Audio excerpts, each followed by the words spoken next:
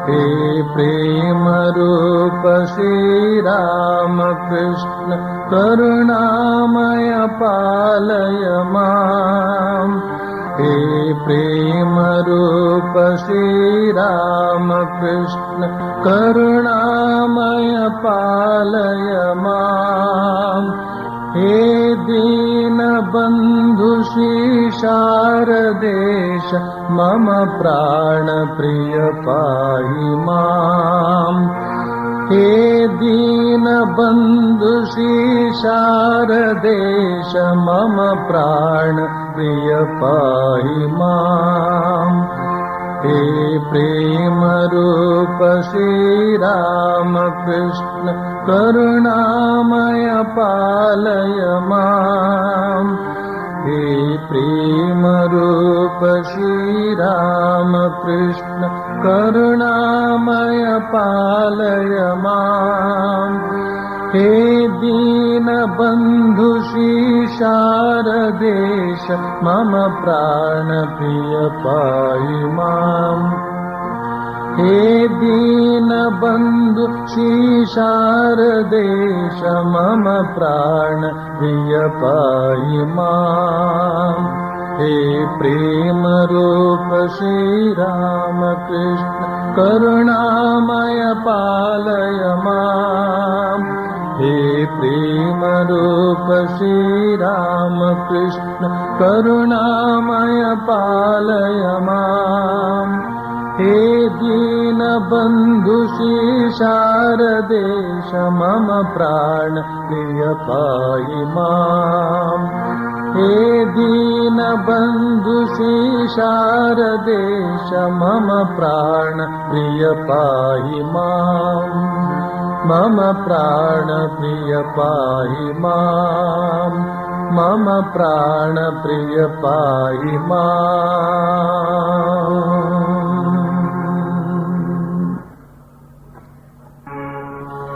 संजयागलो तव की पुदुमन दक्षिणेश्वर यात्रेगे परमहंसर तीर्थवाणीय पंच अमृतद पात्रेगे संजयागलो तव की पुदुमन दक्षिणेश्वर यात्रेगे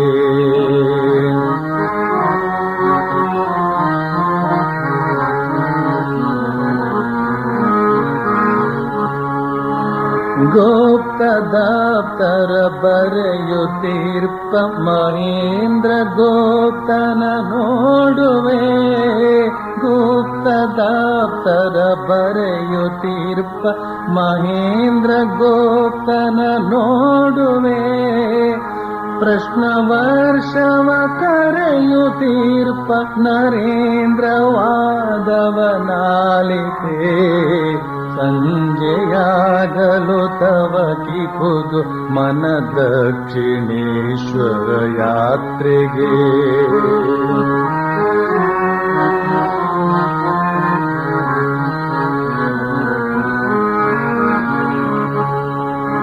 ಅತ್ತ ಕೇಶವ ಚಂದ್ರಸೇನನ ಭಕ್ತಿ ನಮನವ ಕಾಣುವೆ ಅತ್ತ ಕೇಶವ ಚಂದ್ರಸೇನನ ಭಕ್ತಿ ನಮನವ ಕಾಣುವೆ ಇತ್ತ ಮತ್ತ ಗಿರೀಶ ಘೋಷನ ಚಂದ್ರ ಚಿತ್ತದಿ ಕೈಯುವೆ ಸಂಜೆಯಾಗಲು ತವ ಕಿ ಪುದು ಮನ ದಕ್ಷಿಣೇಶ್ವರ ಯಾತ್ರೆಗೆ ಪರಮಹಂಸರ ತೀರ್ಥವಾಣಿಯ ಪಂಚ ಅಮೃತದ ಪಾತ್ರೆಗೆ ಸಂಜೆಯಾಗಲು ತವ ಕಿ ಪುದು ಮನ ದಕ್ಷಿಣೇಶ್ವರ ಯಾತ್ರೆಗೆ ಸಂಜೆಯಾಗಲು ತವ ಕಿ ಪುದು ಮನ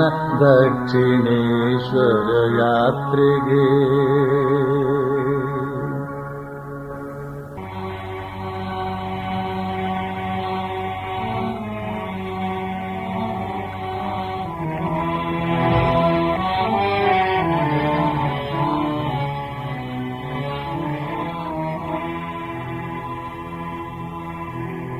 तव कथामृतम् तप्तजीवनम् कविभिरीडितम्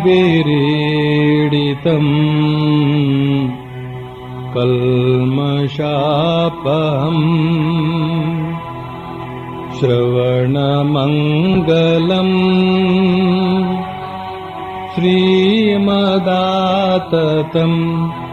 कृष्ण भुवि गृह्णन्ति ते भूरिदा जना।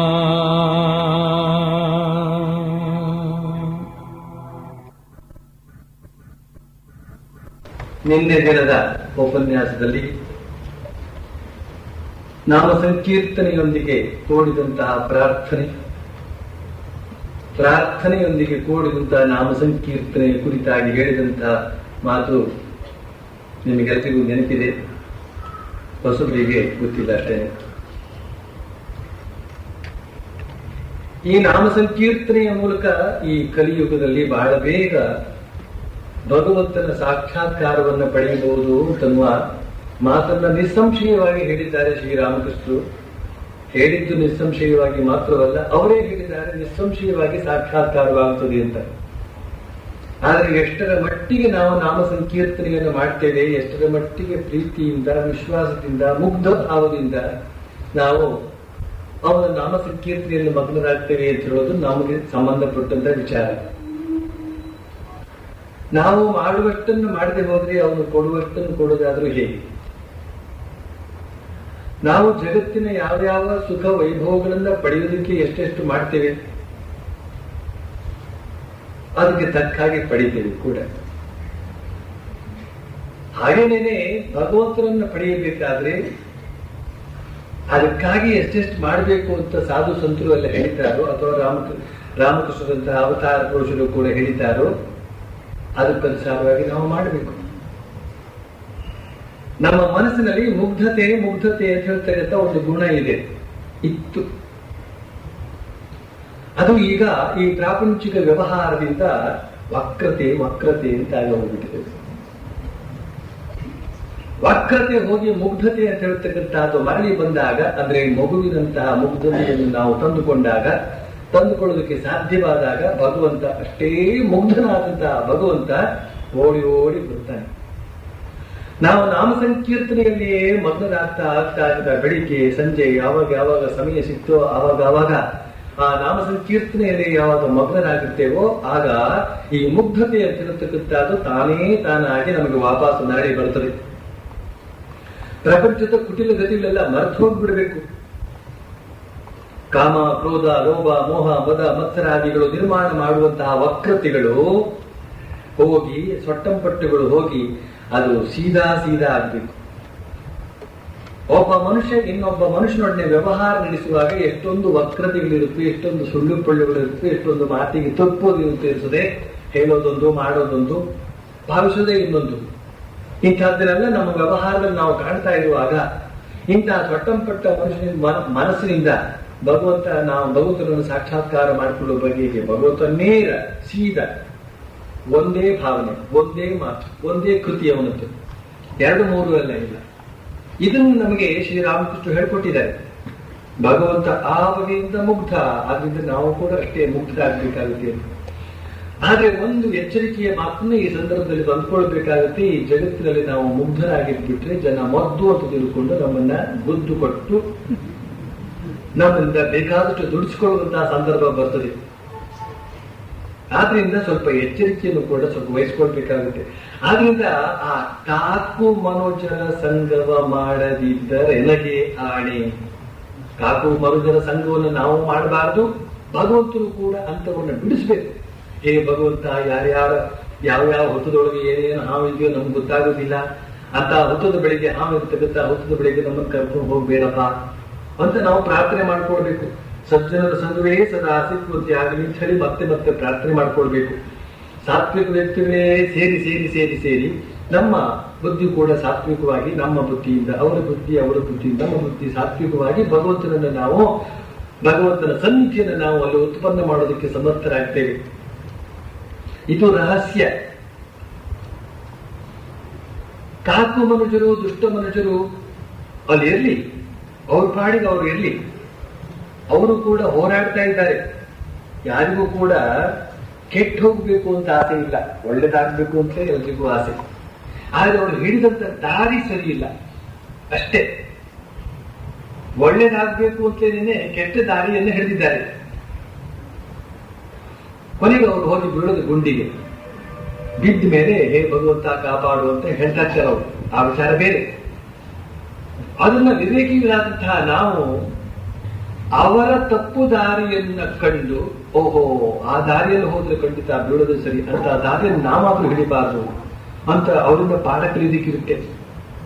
ದುಷ್ಟರ ದುರಾಚಾರವನ್ನ ಕಂಡು ನಾವು ಕೂಡ ಪಾಠ ಕಲ್ತ್ಕೊಳ್ಳೋದಕ್ಕಿರುತ್ತೆ.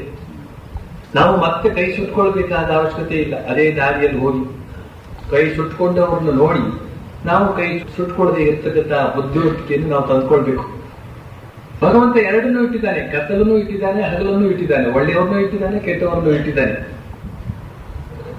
ಈ ಒಂದು ಕಲಸು ಮೇಲೋಗರದ ಪ್ರಪಂಚದಲ್ಲಿ ನಾವು ಸತ್ವಪೂರ್ಣವಾದಂತಹ ಒಳ್ಳೆಯ ಸಜ್ಜನರಾಗಿಯೇ ನಿರ್ಮಾಣಗೊಳ್ಳುವಂತೆ ನಾವು ಭಗವಂತನ ಸಹಕಾರವನ್ನು ಪಡೆಯಬೇಕಾಗುತ್ತೆ ಅಂತ ನಾವು ಮಾತನ್ನ ಈ ಸಂದರ್ಭೋಚಿತವಾಗಿ ಹೇಳಿದೆ.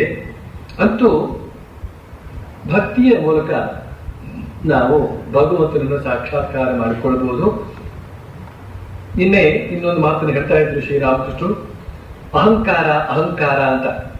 ಈ ಅಹಂಕಾರ ಅಂತ ಇರ್ತಕ್ಕಂಥ ಕಾರ ಅಧಿಕವಾದಷ್ಟು ಅವನಿಗೂ ಕೂಡ ಕಷ್ಟ, ಇತರರಿಗೂ ಕೂಡ ಕಷ್ಟ. ಆದ್ರಿಂದ ಅದರ ಕಾರ ಕಡಿಮೆ ಆಗಬೇಕಾದ್ರೆ ಭಗವಂತನ ಸಾಕ್ಷಾತ್ಕಾರ ಮಾಡ್ಕೊಳ್ಬೇಕು. ಅಹಂಕಾರ ಕಡಿಮೆ ಆಗ್ಬೇಕಾದ್ರೆ ಭಗವಂತನ ಸಾಕ್ಷಾತ್ಕಾರ ಆಗ್ಬೇಕು. ಆ ಕಾರಕ್ಕೆ ಈ ಕಾರ ಸೇರಿಸ್ಬಿಟ್ರೆ ಸರಿ ಹೋಗ್ಬಿಡುತ್ತೆ. ಭಗವಂತನ ಸಾಕ್ಷಾತ್ಕಾರ ದೊರೆತಾಗ ಸಮಾಧಿ ಅಂತ ಹೇಳ್ತಕ್ಕಂಥದ್ದು ದೊರೆಯುತ್ತದೆ. ಶ್ರೀರಾಮಕೃಷ್ಣ ಹೇಳ್ತಾರೆ, ಕೆಲವರು ಸಮಾಧಿ ದೊರೆತ ನಂತರವೂ ಕೂಡ ಭಕ್ತ ಅಹಂ ಅಥವಾ ದಾಸ ಅಹಂ ಇವನ್ನ ಇಟ್ಟುಕೊಂಡಿರ್ತಾರೆ. ಭಕ್ತ ಅಹಂ ಇಟ್ಕೊಂಡಿರ್ತಾನೆ. ಆತ ಹೇಳ್ತಾನೆ, ಹೇ ಭಗವಂತ ನೀನು ಪ್ರಭು, ನಾನು ದಾಸ, ನೀನು ಭಗವಂತ, ನಾನು ಭಕ್ತ ಅಂತ. ಭಗವಂತನ ಸಾಕ್ಷಾತ್ಕಾರ ದೊರೆತ ನಂತರವೂ ಈ ಭಾವ ಅವನಲ್ಲಿ ಇರ್ತದೆ. ಆತನ ಅಹಂ ಪೂರ್ಣವಾಗಿ ಹೊರಟು ಹೋಗದು. ಈ ವಿಧದ ಭಾವವನ್ನ ಕಾರ್ಯದ ಆಚರಣೆಗೆ ತರ್ತಾ ಕೊನೆಗೆ ಭಗವಂತನ ಸಾಕ್ಷಾತ್ಕಾರ ದೊರೆತು ಬಿಡುತ್ತದೆ. ಇದಕ್ಕೆ ಭಕ್ತಿ ಯೋಗ ಅಂತ ಹೆಸರು ಅಂತ ಅಂತಿತ್ತು. ಇಲ್ಲಿ ಎರಡು ಮಾತು ಸೇರ್ಕೊಂಡ್ಬಿಟ್ಟಿದೆ, ಹೀಗೆ ಮಿಳಿತವಾಗಿ ಬಿಟ್ಟಿದೆ. ಸಾಕ್ಷಾತ್ಕಾರ ದೊರೆತ ನಂತರವೂ ಕೂಡ ಭಕ್ತ ಅಹಂ ಅಂತ ಹೇಳ್ತಕ್ಕಂಥದ್ದನ್ನು ಉಳಿದುಕೊಂಡಿರುತ್ತೆ ಅಂತ ಒಂದು ಮಾತು ಹೇಳಿದ್ರು. ಭಕ್ತ ಅಹಂ, ನಾನು ಭಗವಂತನ ಭಕ್ತ ಅಂತನ್ನುವ ಈ ಭಾವವನ್ನು ಆಶ್ರಯಿಸಿ ಅದೇ ಪ್ರಕಾರ ಹೋಗ್ತಾ ಇತ್ತು ಅಂತ ಹೇಳಿದ್ರೆ ಸಾಕ್ಷಾತ್ಕಾರ ದೊರೆತು ಬಿಡುತ್ತದೆ ಅಂತ ಎರಡು ಮಾತು. ಭಗವಂತನ ಸಾಕ್ಷಾತ್ಕಾರ ದೊರೆತ ಮೇಲೂ ಕೂಡ ಆ ಭಕ್ತ ಅಹಂ ಇರೋದು ಬೇರೆ ವಿಚಾರ. ಅದು ಅತ್ಯಂತ ಸಹಜವಾದ ರೀತಿಯಲ್ಲಿ ಆ ಅಹಂ ಇರುತ್ತದೆ, ಅದರಿಂದ ಅಪಾಯವಿಲ್ಲ. ಆದರೆ ಭಗವಂತನ ಸಾಕ್ಷಾತ್ಕಾರ ಮಾಡಿಕೊಳ್ಳುವುದಕ್ಕೂ ಕೂಡ ಈ ಭಕ್ತ ಅಹಂ ಅಂತ ಹೇಳ್ತಕ್ಕಂಥದ್ದೇ ಒಂದು ಸಾಧನೆ. ಇದನ್ನ ಈ ವಿಧದ ಭಾವವನ್ನ, ಅಂದ್ರೆ ನಾನು ಭಗವಂತನ ಭಕ್ತ ಅಂತ ಹೇಳ್ತಕ್ಕಂಥ ಭಾವವನ್ನ ಕಾರ್ಯದ ಆಚರಣೆಗೆ ತರ್ತಾ ಕೊನೆಗೆ ಭಗವಂತನ ಸಾಕ್ಷಾತ್ಕಾರ ದೊರೆತು ಬಿಡುತ್ತದೆ ಅಂತ ನಾವು ಮಾತನ್ನು ಹೇಳಿದ್ರೆ ನೋಡಿ, ತುಂಬಾ ಅರ್ಥಗರ್ಭಿತವಾದಂತಹ ಮಾತಿದು. ಮೊದಲು ಕಷ್ಟಪಟ್ಟಾದರೂ ಕೂಡ ಈ ಅಹಂಕಾರವನ್ನು ಹೋಗಲಾಡಿಸ್ಕೊಳ್ಬೇಕು. ಅದಕ್ಕೋಸ್ಕರವೇ ಹಿರಿಯರಿಗೆ ಕಿರಿಯರು ನಮಸ್ಕಾರ ಮಾಡೋದು ಅಂತ. ಈ ನಮಸ್ಕಾರ ಮಾಡೋದು ಯಾಕೆ ಅಂತಂದ್ರೆ ಅಹಂಕಾರವನ್ನು ಹೋಗಲಾಡಿಸೋದಕ್ಕೋಸ್ಕರ. ನಮಸ್ಕಾರ ಮಾಡೋದಕ್ಕೆ ಸುಲಭದಲ್ಲಿ ಆಗೋದಿಲ್ಲ. ಎನ್ ಬಗ್ಗೆ ನಮಸ್ಕಾರ ಮಾಡಬೇಕು ಅಂತಂದ್ರೆ ಅವನಿಗೆ ಯಾತಕ್ಕೆ ನಮಸ್ಕಾರ ಮಾಡಬೇಕೋ, ಅವನಿಗೇನ್ ಎರಡು ಕೊಂಬಿದ್ಯಾ, ಏನು ಅವನ ಹತ್ರ ಹಣ ಇದೆ ಅಂತೇಳಿ ನಾವು ನಮಸ್ಕಾರ ಮಾಡ್ಬೇಕಾ, ಏನೋ ಒಂದ್ 4 ವರ್ಷ ಮೊದಲು ಹುಟ್ಟಿದ್ದಾನೆ ಅಂತ ನಮಸ್ಕಾರ ಮಾಡ್ಬೇಕಾ ಅಂತನ್ನುವ ಲೆಕ್ಕಾಚಾರ ಎಲ್ಲ ಹುಟ್ಟುತ್ತದೆ ಮನಸ್ಸಲ್ಲಿ. ಅದು ಕೂಡ ಈ ಆಧುನಿಕ ಯುಗದಲ್ಲಿ ಅಂತುವೇ ಸ್ವಾಭಿಮಾನ, ಆತ್ಮಾಭಿಮಾನ ಅಂತ ಹೆಸರಿನಲ್ಲಿ ಎಲ್ಲ ನಮಸ್ಕಾರ ಅಂತ ಹೇಳಿದ್ರು ಹೀಗೆ ತಲೆ ಹೊಡ್ಕೊಳ್ಳೋದಾಗಿದೆ. ಅದಕ್ಕೆ ಇನ್ನು ಕೆಲವರು ಹೀಗೆ ನಮಸ್ಕಾರ ನಮಸ್ಕಾರ ಅಂತ, ಅದಕ್ಕೆ ಕೊಡ್ಲಿ ನಮಸ್ಕಾರ ಅಂತ ಹೆಸರು. ಸ್ವಾಮಿಗಳು ಭೇಟಿಯಾದಾಗಲೂ ಕೂಡ ಓಂ ನಮೋ ನಾರಾಯಣಾಯ ಅಂತ ಇಬ್ರು ಪರಸ್ಪರ ಕೈ ಮುಕ್ಕೊಳ್ಬೇಕು. ಆದ್ರೆ ಒಂದು ಸಂಪ್ರದಾಯದ ಸ್ವಾಮಿಗಳು ಇನ್ನೊಂದು ಸಂಪ್ರದಾಯದ ಸ್ವಾಮಿಗಳನ್ನ ಭೇಟಿಯಾದಾಗ ಯಾರಿಗೆ ನಮಸ್ಕಾರ ಮಾಡೋದು ಮೊದಲು ಅಂತನ್ನುವ ಜಿಜ್ಞಾಸೆ ಬೇರೆ ಅಲ್ಲಿ ಬರುತ್ತಂತೆ. ಒಬ್ರು ಹಿರಿಯ ಸ್ವಾಮಿಗಳು ಹೇಳಿದ್ರು, ನಾನು ಒಂದು ಮಠಕ್ಕೆ ಹೋಗಿದ್ದೆ, ಬೇರೆ ಸಂಪ್ರದಾಯದ ಮಠ. ಆ ಸ್ವಾಮಿಗಳು ನನಗಿಂತ ಚಿಕ್ಕವರು, ಅವರು ನಿಜಕ್ಕೂ ನನಗೆ ನಮಸ್ಕಾರ ಮಾಡಬೇಕಾದ್ದು ನ್ಯಾಯ. ಆದ್ರೆ ಅವರಿಗೆ ತಾವು ಬೇರೆ ಸಂಪ್ರದಾಯದ್ದು, ತಾನು ಒಂದು ಮಠಾಧಿಪತಿ, ಆದ್ರಿಂದ ನಮಸ್ಕಾರ ಮಾಡೋದಕ್ಕೆ ಏನೋ ಒಂದು ಬಗೆಯಿಂದ ಒಳಗಡೆ ತಡೀತಾ ಇದೆ. ಆದ್ರಿಂದ ಅವರು ಒಂದು ಬಗೆಯಿಂದ ನಮಸ್ಕಾರ ಮಾಡಿದ್ರು. ಬನ್ನಿ ಬನ್ನಿ, ನಮಸ್ಕಾರ ನಮಸ್ಕಾರ ನಮಸ್ಕಾರ ಅಂತ ಹೇಳಿದ್ರು. ಅಂತ ಈ ತರ ಕೈ ಈ ತರ ತೋರಿಸಿದ್ರು. ಆ ಕೈಯಲ್ಲಿ ಸೇರ್ಲೇ ಇಲ್ಲ. ನಮಸ್ಕಾರ ನಮಸ್ಕಾರ ಅಂತ ಅವರು ನಮಸ್ಕಾರ ಇನ್ನೇನು ಆ ಕೈಯನ್ನು ಸೇರಿಸ್ತಾರೆ ಅಂತ ತಿಳ್ಕೊಳ್ಬೇಕು ಆ ಎದುರುಗಡೆ ಸ್ವಾಮಿಗಳು, ಈ ಸ್ವಾಮಿಗಳು ಹಾಗೆ ತಿಳ್ಕೊಂಡು ಇನ್ನೇನು ಪಾಪ ಅವ್ರು ನಮಸ್ಕಾರ ಮಾಡ್ತಾ ಇದ್ದಾರಲ್ಲ ಆಗಿದ್ರು ಅಂತ ಇವರು ನಮಸ್ಕಾರ ಮಾಡ್ಬಿಡ್ಬೇಕು. ಆಗ ಅವ್ರ ನಮಸ್ಕಾರ ಮೊದಲು ಮಾಡೋದಾಯ್ತಲ್ಲ. ಈ ರೀತಿಯಲ್ಲಿ ಮೊದಲು ಅವರಿಂದ ನಮಸ್ಕಾರ ಗಿಟ್ಟಿಸ್ಕೊಳ್ಬೇಕು ಅಂತನ್ನುವ ನಾಟಕ ಆ ರೀತಿಯಲ್ಲಿ ಮಾಡಿದ್ರಂತೆ. ಹಾಗೆ ಹೇಳ್ಕೊಂಡು ನಿಲ್ತಾ ಇದ್ರು ಆ ಸ್ವಾಮಿಗಳು. ಶ್ರೀರಾಮಕೃಷ್ಣರು ಕಲ್ಕತ್ತದ ಜನರಿಗೆ, ಕಲ್ಕತ್ತದ ಯುವಕರಿಗೆ ಮುಖ್ಯವಾಗಿ ತಾವೇ ನಮಸ್ಕಾರ ಮಾಡುವಂತಹ ವಿಧಾನವನ್ನು ಹೇಳ್ಕೊಟ್ರಂತೆ. ಬಗ್ಗೆ ನಮಸ್ಕಾರ ಮಾಡಿ, ನೆಲಮುಟ್ಟಿ ನಮಸ್ಕಾರ ಮಾಡಿ. ಆ ಕೇಶವಚಂದ್ರ ಸೇನ, ಗಿರಿಶ್ಚಂದ್ರ ಘೋಷ್ ಇವರೆಲ್ಲ ವಿದ್ಯಾಮದದಿಂದ ಕೂಡಿದಂಥವರು. ಅವರು ಶ್ರೀರಾಮಕೃಷ್ಣನನ್ನು ನೋಡಿ, ಅವರಲ್ಲಿ ಇರ್ತಕ್ಕಂತಹ ಅಪೂರ್ವವಾದಂತಹ ತೇಜಸ್ಸನ್ನ ನೋಡಿ, ಅಪೂರ್ವವಾದಂತಹ ಸಾಧು ಗುಣವನ್ನು ನೋಡಿ ತಾನಾಗಿ ನಮಸ್ಕಾರ ಮಾಡಬೇಕಾಗಿತ್ತು. ಆದರೆ ನಮಸ್ಕಾರ ಮಾಡೋದು ಸಾಧ್ಯ ಆಗ್ತದೆ. ಯಾಕೆಂತಂದ್ರೆ ಅಹಂಕಾರ ಅಷ್ಟು ಬೆಳೆದುಕೊಂಡಿರ್ತದೆ. ಅಹಂಕಾರ ಅಂದ್ರೆ ಅದು ಕೊಬ್ಬು ಬೆಳೆದಷ್ಟು ಮೈ ಬಗ್ಗೋದಕ್ಕಾಗುವುದಿಲ್ಲ ನೋಡಿ. ಅಂಗಾಂಗಗಳೆಲ್ಲ ಸೆಟೆದುಕೊಂಡಿರುತ್ತವೆ. ಆದ್ರೆ ಶ್ರೀರಾಮಕೃಷ್ಣರು ವಿನಯಮೂರ್ತಿ ಶ್ರೀರಾಮಕೃಷ್ಣ ನಮಸ್ಕಾರಾಸ್ತ್ರದಿಂದ ಇವತ್ತಿನ ಜಗತ್ತನ್ನು ಗೆದ್ರು ಅಂತ ಶ್ರೀಮಾತೆ ಶಾರದಾದೇವಿ ಅವರು ಹೇಳ್ತಾರೆ. ನಮಸ್ಕಾರಾಸ್ತ್ರ ಅವರು ಕೊಡ್ತಿರೋದನ್ನ ನೋಡಿ, ಅಲ್ಲಿ ಕೈ ಮುಕ್ಕೊಂಡೇ ಕೊಡ್ತಿದ್ದಾರೆ. ನೀವೆಲ್ಲ ಹೋಗಿ ಇನ್ನು ನಮಸ್ಕಾರ ಮಾಡಬೇಕಾದ್ರೆ ಮೊದಲು ಅವರು ಆಗಲೇ ನಮಸ್ಕಾರ ಮಾಡ್ಕೊಂಡಾಗಿದೆ. ಈ ನಮಸ್ಕಾರ ಮಾಡ್ತಾ ಮೊದಲು ಶರೀರವನ್ನಾದ್ರೂ ಬಗ್ಗಿಸಿ ನಮಸ್ಕಾರ ಮಾಡಿದಾಗ ಏನಾಗುತ್ತೆ, ಮೊದಲನೇದಾಗಿ ನಮ್ಮ ಅಹಂಕಾರ ಅಂತ ಇರ್ತಕ್ಕಂಥದ್ದು ಬಹಳ ಮಟ್ಟಿಗೆ ಕಡಿಮೆ ಆಗ್ತದೆ. ಅದಕ್ಕೋಸ್ಕರ ಶ್ರೀಕೃಷ್ಣ ಭಗವದ್ಗೀತೆಯಲ್ಲಿ ಶಾರೀರಿಕವಾಗಿ ಹಿರಿಯರಿಗೆ ನಮಸ್ಕಾರ ಮಾಡ್ತಕ್ಕಂಥದ್ದನ್ನು ಶಾರೀರಿಕ ತಪಸ್ಸು ಅಂತಲೇ ಕರೆದಿದ್ದಾನೆ. ತಪಸ್ಸು ಅಂದ್ರೆ ಸುಡೋದು. ಇದು ಅಹಂಕಾರವನ್ನು ಸುಡುತ್ತದೆ, ಮದವನ್ನು ಸುಡುತ್ತದೆ. ನಮಸ್ಕಾರದ ಮೂಲಕ ಅಹಂಕಾರ ಹೋಗೋದ್ರಿಂದ ಮನುಷ್ಯ ಮೃದುವಾಗ್ತಾನೆ. ಮೃದುತ್ವ ಬಂದಾಗ ನಮ್ಮೆಲ್ಲರ ಒಡನಾಟ ಅಂತ ಹೇಳ್ತಕ್ಕಂಥದ್ದು ಜೇನಿನಂತೆ ಆಗಿಬಿಡುತ್ತದೆ. ಇಂತಹ ಒಂದು ಅಹಂಕಾರ ರಾಹಿತ್ಯ ಸ್ಥಿತಿಯನ್ನು ಪಡೆದುಕೊಳ್ಳೋದಕ್ಕೋಸ್ಕರ ಬಹಳಷ್ಟು ನಿಯಮಾವಳಿಗಳನ್ನ ನಮ್ಮ ಧರ್ಮ ಹೇಳಿಕೊಟ್ಟಿದೆ. ಅದನ್ನು ಯಾರು ಕಲಿತಿಲ್ಲ, ಪ್ರಚಾರ ಮಾಡಿಲ್ಲ, ಅನುಷ್ಠಾನದಲ್ಲಿ ತಂದಿಲ್ಲ. ಆದ್ರಿಂದ ಸುಮ್ಮನೆ ಕಷ್ಟಪಡ್ತಾ ಇದ್ದಾರೆ ಜನ.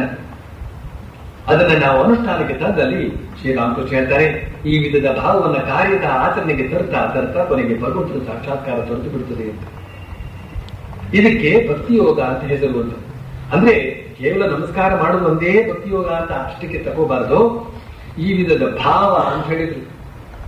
ಭಗವಂತನನ್ನ ಅತ್ಯಂತ ಪ್ರೀತಿಯಿಂದ, ವಿನಯದಿಂದ, ನಮ್ರತೆಯಿಂದ, ಮುಗ್ಧತೆಯಿಂದ ಕರೆಯುವಂತಹ ಈ ವಿಧದ ಭಾವ ಇದೆಯಲ್ಲ, ಇದೇ ಭಕ್ತಿಯೋಗ ಅಂತ ಹೇಳಿದ್ರು.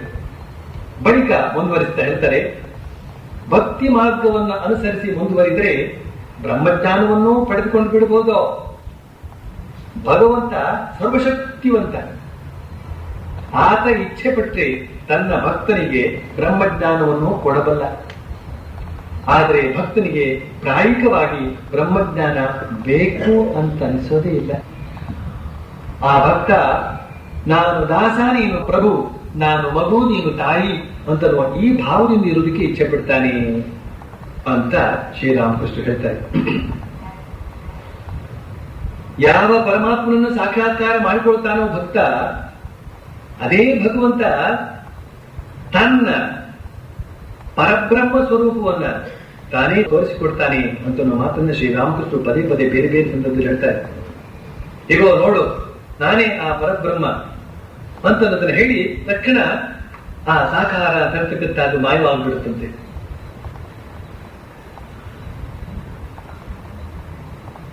ಯಾರು ಸಾಕಾರನೋ ಅವನೇ ನಿರಾಕಾರ, ಯಾರು ನಿರಾಕಾರನೋ ಅವನೇ ಸಾಕಾರ.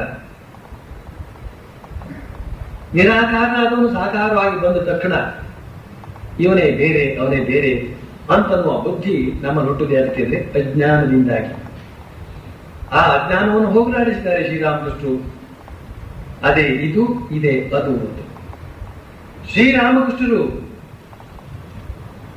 ದಕ್ಷಿಣೇಶ್ವರದ ತಮ್ಮ ಕೋಣೆಯ ವರಾಂಡದಲ್ಲಿ ಅತ್ತಿಂದಿತ್ತ ಇತ್ತಿಂದತ್ತ ಸಂಚರಿಸುವಾಗ ಮಥುರಾನಾಥ ವಿಶ್ವಾಸ ತನ್ನ ಬಂಗಲೆಯಲ್ಲಿ ಕುಳಿತಿದ್ದವನು, ಮುಖ ಸೇರ್ತಾ ಕುಳಿತಿದ್ದವನು ಅತ್ತ ಕಡೆ ದೃಷ್ಟಿಯನ್ನು ಹಾಯಿಸಿದಾಗ ಶ್ರೀರಾಮಕೃಷ್ಣರು ಅತ್ತಿಂದ ಇತ್ತ ನಡೆಯುವಾಗ ಶಿವನನ್ನು, ಇತ್ತದ ಅತ್ತ ನಡೆಯುವಾಗ ಕಾಳಿಯನ್ನು ಕಂಡು ಬೆರಗುಗೊಳ್ತಾನೆ. ಮತ್ತೊಮ್ಮೆ ಕಣ್ಣು ದಿಕ್ಕಿ ನೋಡಿದಾಗ ಅದು ಶ್ರೀರಾಮಕೃಷ್ಣ, ಪುನಃ ಇನ್ನೊಮ್ಮೆ ನೋಡಿದಾಗ ಕಾಳಿ, ಪುನಃ ಮತ್ತೊಮ್ಮೆ ನೋಡಿದಾಗ ಶಿವ. ಒಬ್ಬರೇ ರಾಮಕೃಷ್ಣರು, ಅತ್ತ ಶಿವ ಇತ್ತ ಕಾಳಿ, ಎರಡೂ ಆಗಿ ಕಾಣಿಸಿಕೊಂಡ್ರು. ಚೈತನ್ಯ ಒಂದೇ, ಅದು ಬೇರೆ ಬೇರೆ ಆಕಾರವನ್ನು ತಾಳಬಹುದು ಅಂತನ್ನುವ ಸತ್ಯಾಂಶವನ್ನ ಶ್ರೀರಾಮಕೃಷ್ಣರು ಆ ಮಥುರಾನಾಥರಿಗೆ ತೋರಿಸಿಕೊಡ್ತಾರೆ. ಹಾಗೇನೇನೆ ನಿರಾಕಾರನೇ ಸಾಕಾರ, ಸಾಕಾರನೇ ನಿರಾಕಾರ. ನೀರಿಗೆ ಆಕಾರ ಇಲ್ಲ, ಆದರೆ ಶೈತ್ಯದಿಂದಾಗಿ ಅದು ಗಡ್ಡೆ ಕಟ್ಟುತ್ತದೆ. ಅದಕ್ಕೆ ಹಿಮಗಡ್ಡೆ ಅಂತ ಹೆಸರು. ಶ್ರೀರಾಮಕೃಷ್ಣ ಹೇಳ್ತಾರೆ, ಹೇಗೆ ಆ ನಿರಾಕಾರಕ್ಕೆ ಆಕಾರ ಬಂತು? ಅಷ್ಟೇ ಅಲ್ಲ, ಉತ್ತರ ಧ್ರುವ ಪ್ರದೇಶದಲ್ಲಿ ಕೆಲವು ಜಾಗಗಳಿವೆ ಆ ಗಡ್ಡೆ ಕರಗೋದೇ ಇಲ್ಲ. ಹಾಗೇನೇನೆ ಭಗವಂತನು ಕೂಡ ಸದಾ ಸಾಕಾರ ಸ್ವರೂಪಿಯಾಗಿ ಇರತಕ್ಕಂತಹ ವಲಯಗಳು ಇವೆ ಅಂತನ್ನುವ ಸೂಚನೆಯನ್ನು ಕೊಡ್ತಾರೆ. ತುಂಬಾ ಸ್ವಾರಸ್ಯಕರವಾದಂತಹ ಮಾತಿದೆ. ಎಂದೆಂದಿಗೂ ಸಾಕಾರನಾಗಿಯೇ ಒಂದು ಕಡೆ ಇಟ್ಕೊಂಡಿರ್ತಾನೆ. ಯಾತಕ್ಕೆ ಅಂತ ಹೇಳಿದ್ರೆ, ಸಾಕಾರ ಭಾವದಿಂದ ಅವನನ್ನ ಆರಾಧಿಸಿ ಅವನನ್ನು ಕಾಣಬೇಕು, ಅವನೊಂದಿಗೆ ರಮಿಸಬೇಕು ಅಂತ ಹೇಳ್ತಕ್ಕಂಥ ಭಕ್ತರ ಸಂಖ್ಯೆ ಮತ್ತೆ ಮತ್ತೆ ಬರ್ತಾ ಇರ್ತದೆ, ಹುಟ್ಟುತ್ತಾ ಇರ್ತಾರೆ. ಅವರಿಗೋಸ್ಕರ ಅವನು ಸಾಕಾರನಾಗಿ ಸದಾ ಅರ್ಚಾವತಾರಿಯಾಗಿ ಸಿದ್ಧನಾಗಿರ್ತಾನೆ. ಅವರ ಸಂತೋಷಕ್ಕೋಸ್ಕರ, ಮುಂದೆ ಮುಂದೆ ಬರ್ತಕ್ಕಂಥ ಭಕ್ತರ ಸಂತೋಷಕ್ಕೋಸ್ಕರ ಅವನು ಎಂದೆಂದಿಗೂ ಆ ಆಕಾರದಲ್ಲೇ ಇರ್ತಾನೆ ಅಂತ ಮಾತನ್ನು ಶ್ರೀರಾಮಕೃಷ್ಣ ಹೇಳ್ತಾರೆ. ಮತ್ತು ಭಕ್ತನಾದವನ ಭಾವನೆಯನ್ನು ಇಲ್ಲಿ ವಿಶೇಷವಾಗಿ ಹೇಳ್ತಾ ಇದ್ದಾರೆ. ಭಕ್ತನಾದವನಿಗೆ ತಾನೇ ಸಕ್ಕರೆ ಆಗೋದಕ್ಕೆ ಇಷ್ಟವಿಲ್ಲ, ಕಲ್ಲು ಸಕ್ಕರೆ ಆಗೋದಕ್ಕೆ ಇಷ್ಟ ಇಲ್ಲ. ಅವನಿಗೆ ಕಲ್ಲು ಸಕ್ಕರೆಯನ್ನು ಮೆಲ್ಲೋದಕ್ಕೆ ಇಷ್ಟ. ತಾನೇ ಕಲ್ಲು ಸಕ್ಕರೆ ಆಗಿ ಮೆಲ್ಲೋದು ಅಲ್ಲಿ, ಸುಮ್ಮನೆ ಅವನು ಪಾಡಿ ಕಲ್ಲು ಸಕ್ಕರೆ ಆಗಿ ಕಲ್ಲಾಗಿ ಬಿದ್ದಿದ್ರು ಅಷ್ಟೇ. ಅದು ಇಷ್ಟವಿಲ್ಲ ಅವನಿಗೆ. ಹೇ ಭಗವಂತ, ನೀನು ಕಲ್ಲು ಸಕ್ಕರೆ, ನಾನು ಇರುವೆ, ನಾನು ಇಲ್ಲಿ ಇರುವೆಯಾಗಿ ನಿನ್ನನ್ನು ನೆಲ್ಲೋದಿಕ್ಕೆ. ಈ ವಿಧದ ಭಾವ ಭಕ್ತನದ್ದು ಅಂತ ಶ್ರೀರಾಮಕೃಷ್ಣ ಹೇಳ್ತಾರೆ. ಆಗ ವಿಜಯಕೃಷ್ಣ ಗೋಸ್ವಾಮಿ ಹೇಳ್ತಾನೆ, ವೇದಾಂತ ವಿಚಾರ ಮಾಡುವವರು ಆತನನ್ನೇ ಕೊನೆಗೆ ಸಾಕ್ಷಾತ್ಕಾರ ಮಾಡಿಕೊಳ್ತಾರಲ್ವೇ. ವೇದಾಂತ ವಿಚಾರ ಮಾಡುವವರು ಅಂತ ಹೇಳಿದ್ರೆ ಭಗವಂತನನ್ನ ನಿರಾಕಾರ ಭಾವದಿಂದ ಆರಾಧಿಸುವವರು ಅಂತ ಅರ್ಥ. ವೇದಾಂತ ಸಾಧನೆ ಅಂದ್ರೆ ಅದು. ವೇದಾಂತ ಸಾಧನೆ ಮಾಡುವವರು ಕೂಡ ಆ ನಿರಾಕಾರ ಬ್ರಹ್ಮವನ್ನು ಸಾಕ್ಷಾತ್ಕಾರ ಮಾಡಿಕೊಳ್ಳುವವರು ಕೂಡ ಕೊನೆಗೆ ಸಾಕ್ಷಾತ್ಕಾರ ಮಾಡಿಕೊಳ್ಳೋದು, ಈ ಸಾಕಾರ ದೇವರನ್ನು ಕೂಡ ಸಾಕ್ಷಾತ್ಕಾರ ಮಾಡಿಕೊಡ್ತಾರಲ್ವೇ ಅಂತ ನಾವು ಪ್ರಶ್ನೆ ಕೇಳಿದಾಗ ಶ್ರೀರಾಮಕೃಷ್ಣ ಹೇಳ್ತಾರೆ, ಹೌದು, ವಿಚಾರ ಮಾರ್ಗದಿಂದಲೂ ಕೂಡ ಆತನ ಸಾಕ್ಷಾತ್ಕಾರ ಪಡೆದುಕೊಳ್ಳಬಹುದು. ಇದಕ್ಕೆ ಜ್ಞಾನ ಯೋಗ ಅಂತ ಹೆಸರು. ವಿಚಾರ ಮಾರ್ಗ ಅಂತ ಕರೆದರು. ಏನದು ವಿಚಾರ? ನಾನು ಶರೀರ ಅಲ್ಲ, ನಾನು ಮನಸ್ಸು ಅಲ್ಲ, ನಾನು ಇಂದ್ರಿಯಗಳಲ್ಲ, ನಾನು ಬುದ್ಧಿಯೂ ಅಲ್ಲ. ನನಗೆ ಬುದ್ಧಿಯೂ ಇಲ್ಲ ಅನ್ನೋ ವಿಚಾರ ಬೇರೆ. ನಾನು ಬುದ್ಧಿಯೂ ಅಲ್ಲ. ಹೇ ಭಗವಂತ, ನಾನೇ ನೀನು, ನೀನೇ ನಾನು, ಶುದ್ಧ ಚೈತನ್ಯವೇ ನಾನು, ಸಚ್ಚಿದಾನಂದ ಶಿವನೇ ನಾನು, ಪರಿಪೂರ್ಣನೇ ನಾನು, ಪರಿಪೂರ್ಣೋಹಂ ಸಿದ್ಧೋಹಂ ಇತ್ಯಾದಿ ಮಾತುಗಳಿಂದ ಅವನು ಇತ್ಯಾದಿ ಭಾವದಿಂದ ವಿಚಾರ ಮಾಡ್ತಾ ಮಾಡ್ತಾ ಮಾಡ್ತಾ ಮಾಡ್ತಾ ಸಮಾಧಿಸ್ಥನಾಗಿ ಬಿಡ್ತಾನೆ. ಈ ವಿಚಾರ ಕೇಳ್ತಕ್ಕಂಥದ್ದು ತೀಕ್ಷ್ಣವಾಗಬೇಕು. ತೀಕ್ಷ್ಣವಾಗಿ ಏಕಮುಖವಾಗಿ ಒಂದೇ ಸಲ ಹೇಳ್ಕೊಂಡು ಹೋಗ್ತಾ ಇದ್ರೆ ಈ ಜಗತ್ತೆಲ್ಲವೂ ಕೂಡ ಅವನ ಕಣ್ಣಿಂದ ಮಾಯವಾಗಿ ಹೋಗ್ಬಿಡುತ್ತೆ. ಮನಸ್ಸೇ ನಾಶವಾಗಿ ಹೋಗ್ಬಿಡ್ತದೆ, ಮನಸ್ಸು ಲೀನವಾಗಿ ಹೋಗ್ಬಿಡುತ್ತೆ. ಮನಸ್ಸು ಲೀನವಾದಂತಹ ಸ್ಥಿತಿಯಲ್ಲಿ ಅವರು ಪರಬ್ರಹ್ಮ ತತ್ವವನ್ನು ಸಾಕ್ಷಾತ್ಕಾರ ಮಾಡಿಕೊಡ್ತಾರೆ. ಅದರ ಜೊತೆಯಲ್ಲಿಯೇ ಅವನ ಸಾಕಾರ ಸ್ವರೂಪವನ್ನು ಕೂಡ ಕಾಣ್ತಾನೆ ಎಂಬ ಮಾತಿನಲ್ಲಿ ಶ್ರೀರಾಮಕೃಷ್ಣ ಹೇಳ್ತಾರೆ. ಬಳಿಕ ಹೇಳ್ತಾರೆ, ವಿಚಾರ ಮಾರ್ಗ ಬಹಳ ಕಠಿಣ, ವಿಚಾರ ಮಾರ್ಗ ಕಠಿಣ. ನಮ್ಮ ಶರೀರ ಅಲ್ಲ, ನಮ್ಮ ಶರೀರ ಅಲ್ಲ ಅಂತ ಎಲ್ಲಿವರೆಗೆ ಹೇಳ್ತಾ ಇರ್ಬೋದು? 12 ಗಂಟೆವರೆಗೆ, ಹಸಿವಾಗುವವರೆಗೆ. ಆಮೇಲೆ ಅದು ಬೇಕು ಇದು ಬೇಕು, ಶರೀರ ಬುದ್ಧಿಯ ತಿಳ್ತಕ್ಕಂಥದ್ದನ್ನು ಹೋಗಲಾಡಿಸುವುದು ಸುಲಭವಲ್ಲ ಅಂತನ್ನುವ ಕಾರಣದಿಂದ ಹೇಳ್ತಾ ಇದ್ದಾರೆ ಶ್ರೀರಾಮಕೃಷ್ಣರು. ಈ ಒಂದು ವಿಚಾರ ಮಾರ್ಗ ಬಹಳ ಕಠಿಣ ಈ ಕಲಿಯುಗದಲ್ಲಿ ಅಂತ. ಬಳಿಕ ಹೇಳ್ತಾರೆ, ನಾನಾಗಲೇ ನಿನಗೆ ಸಪ್ತ ಭೂಮಿಕೆಗಳ ವಿಷಯವಾಗಿ ತಿಳಿಸಿದ್ದೇನೆ. ಮನಸ್ಸು ಸಪ್ತಮ ಭೂಮಿಕೆಯನ್ನು ಮುಟ್ಟಿದಾಗ ಸಮಾಧಿ ಉಂಟಾಗ್ತದೆ. ಸಪ್ತಮ ಭೂಮಿಕೆ ಅಂತಂದ್ರೆ ಶಿರದಲ್ಲಿ ಇರುವಂತಹ ಸಹಸ್ರಾರಕ್ಕೆ ನಮ್ಮ ಮನಸ್ಸು ಮೇಲೇರಿ, ಮೂಲಾಧಾರದಿಂದ ಮೇಲೇರಿ ಸಹಸ್ರಾರವನ್ನು ಮುಟ್ಟಿದಾಗ ಸಪ್ತಮ ಭೂಮಿಕೆಯನ್ನು ಮುಟ್ಟಿತು ಅಂತ.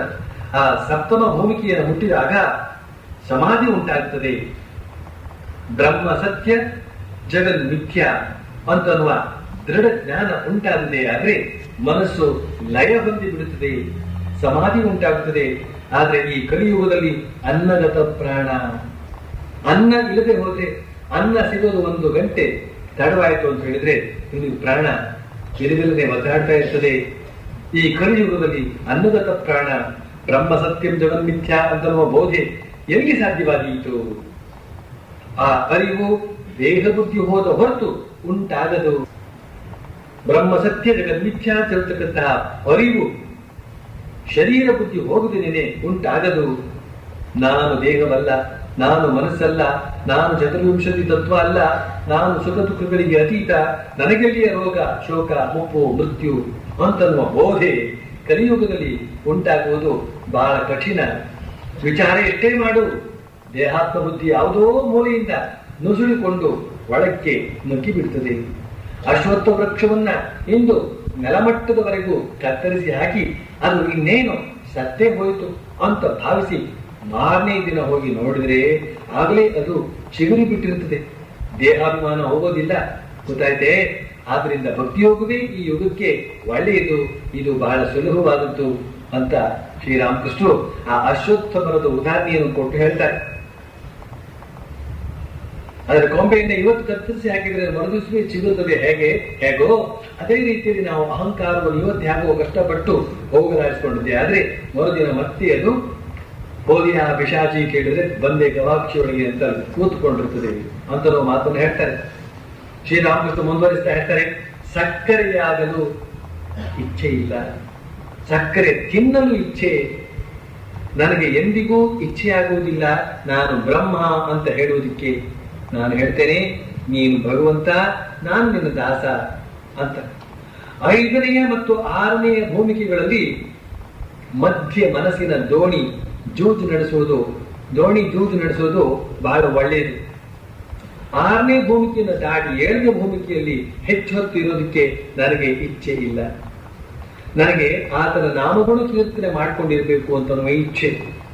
ಸೇವೆಯ ಸೇವಕ ಭಾವ ಬಹಳ ಒಳ್ಳೆಯದು. ಮತ್ತು ನೋಡು, ಅಲೆ ಗಂಗೆಯದು ಅಂತ ಜನ ಹೇಳ್ತಾರೆಯೇ ಹೊರತು ಗಂಗೆ ಅಲೆಯದ್ದು ಅಂತ ಯಾರು ಹೇಳೋದಿಲ್ಲ.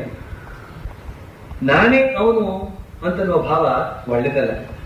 ದೇಹಾತ್ಮ ಬುದ್ಧಿ ಇನ್ನೂ ಇರುವಾಗಲೇ ಮನುಷ್ಯ ಹೀಗೆ ಭಾವಿಸಿದ್ರೆ ಆತನಿಗೆ ವಿಶೇಷ ಹಾನಿ ಬಂದೊದಗುತ್ತದೆ.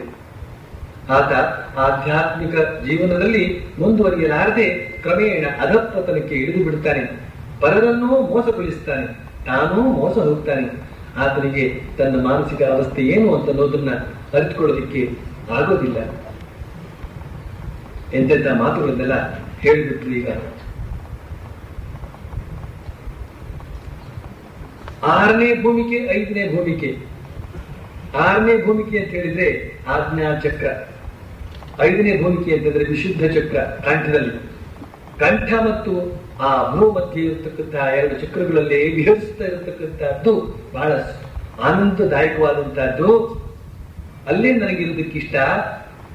ಆ ಸಪ್ತಮ ಭೂಮಿಕೆಯಾದಂತಹ ಸಹಸ್ರಾರಕ್ಕೆ ಹೋಗೋದಕ್ಕೆ ನನಗೆ ಇಷ್ಟವಿಲ್ಲ ಅಂತ ಮಾತನ್ನ ಹೇಳ್ತಾರೆ. ಆ ಒಂದು ಸೋಹಂ ಸೋಹಂ ಅಂತ ಹೇಳ್ತಕ್ಕಂತಹ ಭಾವನೆ, ನಾನೇ ಪರಬ್ರಹ್ಮ ಅಂತ ಹೇಳ್ತಕ್ಕಂತಹ ಭಾವನೆ ಒಳ್ಳೆಯದಲ್ಲ. ಅದಕ್ಕೆಂದ್ರೆ ನಿಜವಾಗಿ ಅದಾಗಿರೋದಿಲ್ಲ. ಅದಕ್ಕೆಂದ್ರೆ ಶರೀರ ಬುದ್ಧಿ ಅಂತ ಹೇಳ್ತಕ್ಕಂಥದ್ದು ಇದ್ದೇ ಇರ್ತದೆ. ಶರೀರದ ಬೇಡಿಕೆಗಳು ಅಂತ ಹೇಳ್ತಕ್ಕಂಥವುಗಳು ಪೀಡಿಸ್ತಾ ಇರುತ್ತವೆ. ಹೀಗೆ ಇದ್ಕೊಂಡು ಕೂಡ ಅವನು ಬಾಯಲ್ಲಿ ಆ ರೀತಿಯಲ್ಲಿ ಹೇಳಿ ಕೃತಿಯಲ್ಲಿ ಈ ರೀತಿ ಇತ್ತು ಅಂತ ಹೇಳಿದ್ರೆ ಮಿಥ್ಯಾಚಾರ ಮಾಡಿದಂತೆ ಆಗ್ತದೆ. ಜಗತ್ತು ಮಿಥ್ಯ ಆಗೋದ್ರ ಬದಲಿಗೆ ಅವನ ಸಾಧನೆಯೇ ಮಿಥ್ಯ ಆಗ್ಬಿಡ್ತದೆ. ಇಂತಹ ಸಂದರ್ಭದಲ್ಲಿ ಅವನು ಅಧೋಗತಿಗೆ ಹೋಗದಾದ್ರೆ ಅವನನ್ನ ಅನುಸರಿಸಿಕೊಂಡಿರ್ತಕ್ಕಂಥವರು ಕೂಡ ಅಧೋಗತಿಗೆ ಹೋಗುವಂತೆ ಆಗ್ತದೆ. ಅವನು ತನಗೂ ಮೋಸ ಪರದಿಗೂ ಮೋಸ ಅಂತ ಹೇಳ್ತಕ್ಕಂಥ ಮಾತನ್ನು ಹೇಳ್ತಾ ಇದ್ದಾರೆ ಶ್ರೀರಾಮಕೃಷ್ಣ. ಬಳಿಕ ಮುಂದೆ ಹೇಳ್ತಾರೆ, ಆದ್ರೆ ಕಾಟಾಚಾರದ ಭಕ್ತಿಯಿಂದ ಭಗವಂತನನ್ನು ಪಡೆಯುವುದಕ್ಕಾಗೋದಿಲ್ಲ. ನೋಡಿ, ಈ ಮಾತನ್ನ ನಾವು ಗಮನಿಸಬೇಕಾದಂತ. ಕಾಟಾಚಾರದ ಭಕ್ತಿ ಅದಿದೆ. ಗಣಗಣ ಗಂಟೆ ಬಾಕಿ ಮಣ ಮಂತ್ರವನ್ನು ಹೇಳಿ ಅದೇನೋ ಪೂಜೆ ಅಂತ ಮಾಡಿ ಮುಗಿಸಿ ಬಂದಿರ್ತಕ್ಕಂಥದ್ದು ಅದೇ ಭಕ್ತಿ, ಕಾಟಾಚಾರದ ಭಕ್ತಿ ಅಂತ ಹೇಳಿದ್ರೆ. ಪ್ರೇಮಾ ಭಕ್ತಿ ಇಲ್ಲದೆ ಹೋದ್ರೆ ಆತನ ಸಾಕ್ಷಾತ್ಕಾರ ಮಾಡ್ಕೊಳ್ಳೋದಕ್ಕಾಗೋದಿಲ್ಲ. ಪ್ರೇಮಾ ಭಕ್ತಿಗೆ ಇನ್ನೊಂದು ಹೆಸರು ರಾಗಾ ಭಕ್ತಿ ಅಂತ. ಪ್ರೀತಿಸಬೇಕು ಅಂತ ಹೇಳ್ತಕ್ಕಂಥ ಒಂದು ಹೊಸ ಮಾತನ್ನು ಶ್ರೀರಾಮಕೃಷ್ಣ ಹೇಳ್ಕೊಡ್ತಾ ಇದ್ದಾರೆ. ನಮಗೆ ಇಂದ್ರಿಯ ವಿಷಯದಲ್ಲಿ ಪ್ರೀತಿ ಇದೆ, ನಮಗೆ ಈ ಪ್ರಪಂಚದಲ್ಲಿ ಇರ್ತಕ್ಕಂಥ ಎಲ್ಲ ವಿಚಾರಗಳಲ್ಲೂ ಪ್ರೀತಿ ಇದೆ. ಅದೆಲ್ಲ ಬೇಕು ಬೇಕು ಬೇಕು, ಹೇಗಾದ್ರೂ ಮಾಡಿ ನಮ್ಮ ಬಳಿಲಿ ಇರಬೇಕು ಅಂತ ಹೇಳ್ತಕ್ಕಂಥ ಒಂದು ಪ್ರಯತ್ನವನ್ನು ನಿರಂತರವಾಗಿ ನಾವು ಮಾಡ್ತಾ ಇರ್ತೇವೆ. ಸಿಕ್ಕುವರೆಗೆ ನಮ್ಮ ತೃಪ್ತಿ ಇಲ್ಲ. ಆದ್ರೆ ದೇವರು ಸಿಕ್ಕುವರೆಗೆ ನಮ್ಮ ತೃಪ್ತಿ ಇಲ್ಲ ಅಂತ ಹೇಳ್ತಕ್ಕಂಥ ಒಂದು ಸ್ಥಿತಿ ನಮ್ಗೆ ಏನಾದ್ರು ಬಂದಿರ್ತೇನೋ? ಸ್ವಾಮಿ ವಿವೇಕಾನಂದ ಹೇಳ್ತಾರೆ, ಈ ಜಪಾನಿಗಳ ಮನೆಯಲ್ಲಿ ಅವರ ವಿಸಿಟರ್ಸ್ ರೂಮ್ ಅದನ್ನು ಬಹಳ ಚೆನ್ನಾಗಿ ಅಲಂಕರಿಸಿಕೊಂಡಿರ್ತಾರಂತೆ. ಬಗೆ ಬಗೆಯ ಶೋಕೇಸ್, ಅದರಲ್ಲಿ ಬಗೆ ಬಗೆಯ ಆಕರ್ಷಕ ವಸ್ತುಗಳನ್ನೆಲ್ಲ ಬೇರೆ ಬೇರೆ ಮೂಲೆಗಳಲ್ಲಿ ಅಲಂಕೃತವಾಗಿ ಜೋಡಿಸಿ ಇಟ್ಟಿರ್ತಾರಂತೆ. ಆ ಎಲ್ಲ ವಸ್ತುಗಳು ಅವ್ರಿಗೆ ಬೇಕು, ಅವರಿಗೂ ದೇವರು ಕೂಡ ಬೇಕು. ಆದ್ರಿಂದ ಆ ಅಲಂಕಾರಿಕ ವಸ್ತುಗಳ ಜೊತೆಯಲ್ಲಿ ಒಂದು ದೇವರ ಬೊಂಬೆಯನ್ನು ಕೂಡ ಇಟ್ಟಿರ್ತಾರೆ. ದೇವರು ಎಷ್ಟು ಮಟ್ಟಿಗೆ ಬೇಕು ಅಂತ ಹೇಳಿದ್ರೆ ಬಾಕಿ ಉಳಿದಂತಹ ಆ ಆಕರ್ಷಕ ವಸ್ತುಗಳೆಲ್ಲ ಏನೇನಿದೆಯೋ ಅವುಗಳೆಲ್ಲ ಬೇಕು, ಅದ್ರ ಜೊತೆಲಿ ದೇವರು ಕೂಡ ಇರಲಿ ಒಂದು. ಈ ರೀತಿಯಲ್ಲಿ ನಾವು ದೇವರು ಬೇಕು ಅಂತ ಹೇಳಿದ್ರೆ ಏನಾಗುತ್ತೆ, ಅದು ದೇವರಿಗೆ ಅಷ್ಟು ಇಷ್ಟ ಆಗೋದಿಲ್ಲ. ಹೇ ಭಗವಂತ, ಈ ಲೌಕಿಕವಾದಂತಹ ವಿಚಾರ ಎಲ್ಲ ಇದ್ರೆ ಇತ್ತು, ಇಲ್ಲಿದ್ರೆ ಇಲ್ಲ. ಇವುಗಳನ್ನೆಲ್ಲ ನಾನು ವಿಶೇಷವಾಗಿ ಮನಸ್ಸಿಗೆ ಹಚ್ಕೊಳ್ತಕ್ಕಂಥವನಲ್ಲ. ಇದೆಲ್ಲ ನಿನ್ನ ಪ್ರಸಾದ ರೂಪವಾಗಿ ಇದ್ರಿತ್ತು, ಇಲ್ಲಿದ್ರಿಲ್ಲ. ನನಗೆ ಬೇಕಾದ ನೀನು ಮಾತ್ರ ಅಂತ ಹೇಳ್ತಕ್ಕಂಥ ಮಾತನ್ನು ಹೃತ್ಪೂರ್ವಕವಾಗಿ ಹೇಳ್ತಾ ಇರಬೇಕು. ನಾನೇನೇ ಕೆಲಸ ಕಾರ್ಯ ಮಾಡಲಿ ಅದು ನಿನ್ನ ಪೂಜೆ. ನಾನು ಊಟ ಮಾಡಿದ್ರು ಕೂಡ ಅದು ನಿನಗೆ ಅರ್ಪಣೆ. ನಾನೇನು ಮಾಡಿದ್ರು ಕೂಡ ಅದು ನಿನಗೆ ಅರ್ಪಣೆ. ಯಾಕೆಂದ್ರೆ ನಿನಗೆ ನೀನೇ ನನಗೆ ಬೇಕಾದ್ದು. ಯಾಕೆಂತ ಹೇಳಿದ್ರೆ ಈ ಶರೀರದಲ್ಲಿ ಈ ಒಂದು ಭೂಮಿಯಲ್ಲಿ ನಾನು ಎಷ್ಟು ದಿನದವರೆಗೆ ಇರುವುದಕ್ಕೆ ಸಾಧ್ಯ? ಒಂದಲ್ಲ ಒಂದು ದಿವಸ ಈ ಶರೀರವನ್ನ ವಾದರೆ ಬಿಟ್ಟು ನಾವು ಹತ್ತು ಕಡೆ ಹೋಗ್ಲೇಬೇಕ. 10 ಕಡೆ ಹೋದಾಗ ನಮ್ಗೆ ಯಾರ ಗತಿ? ಅಲ್ಲಿ ನೀನೇ ಇರ್ತಕ್ಕಂಥ. ಆದ್ರಿಂದ ಇಲ್ಲಿಯೂ ನೀನೇ ಬೇಕು, ನನಗೆ ಅಲ್ಲಿಗೂ ನೀನೇ ಬೇಕು. ಆದ್ರಿಂದ ನೀನೇ ಬೇಕು ಅಂತ ಹೇಳ್ತಕ್ಕಂಥ ಈ ಒಂದು ಪ್ರಾಮಾಣಿಕವಾದಂತಹ ವಿಶ್ವಾಸವನ್ನು ನಾವು ಅವನಲ್ಲಿ ಬೆಳೆಸ್ಕೊಳ್ಬೇಕಾಗತ್ತೆ. ಜೊತೆಯಲ್ಲಿ ಪ್ರೀತಿ ಅನ್ನೋದನ್ನು ಬೆಳೆಸ್ಕೊಳ್ಬೇಕು ಅಂತ ಹೇಳಿದ್ರು. ಈ ಪ್ರೀತಿಯ ರೀತಿಯನ್ನು ನಾವು ಸ್ವಲ್ಪ ಕಂಡುಕೊಳ್ಬೇಕು. ಯಾರ್ಯಾರನ್ನು ನಾವು ಪ್ರೀತಿಸ್ತಾ ಇದ್ದೇವೆ, ನಮ್ಮ ಸುತ್ತಮುತ್ತಲ ವ್ಯಕ್ತಿಗಳ ಬಂದಿಗೆ ಯಾರೊಂದಿಗೆ ನಮ್ಮ ಪ್ರೀತಿ ಅಂತ ಹೇಳ್ತಕ್ಕಂಥದ್ದು ಪ್ರಾಮಾಣಿಕವಾಗಿರುತ್ತೆ. ಅವನಿಗೇನಾದ್ರೂ ಒಂದು ಮುಳ್ಳು ಚುಚ್ಚಿದ್ರೆ ನಮಗೇ ಚುಚ್ಚಿದಷ್ಟು ನೋವಾಗುತ್ತದೆಯೇ, ಆಗ ನಾವು ಅವನನ್ನ ಬಹಳ ಪ್ರಾಮಾಣಿಕವಾಗಿ ಪ್ರೀತಿಸಿದ್ದೇವೆ ಅಂತ ಅರ್ಥ. ಅವನ ಕಣ್ಣಲ್ಲಿ ನೀರು ಬಂದ ತಕ್ಷಣ ನಮ್ಮ ಕಣ್ಣಲ್ಲೂ ನೀರು ಬಂತೆ, ಹಾಗಾದ್ರೆ ಖಂಡಿತವಾಗಿ ನಾವು ಅವನನ್ನು ಅಷ್ಟು ಪ್ರಾಮಾಣಿಕವಾಗಿ ಪ್ರೀತಿಸ್ತಾ ಇದ್ದೇವೆ ಅಂತ ಅರ್ಥ. ಆ ಬಗೆಯಿಂದ ಪ್ರೀತಿಸುವವರು ಯಾರಿದ್ದಾರೆ ಈ ಜಗತ್ತಲ್ಲಿ? ಆ ಬಗೆಯಿಂದ ಪ್ರೀತಿಸಬೇಕು.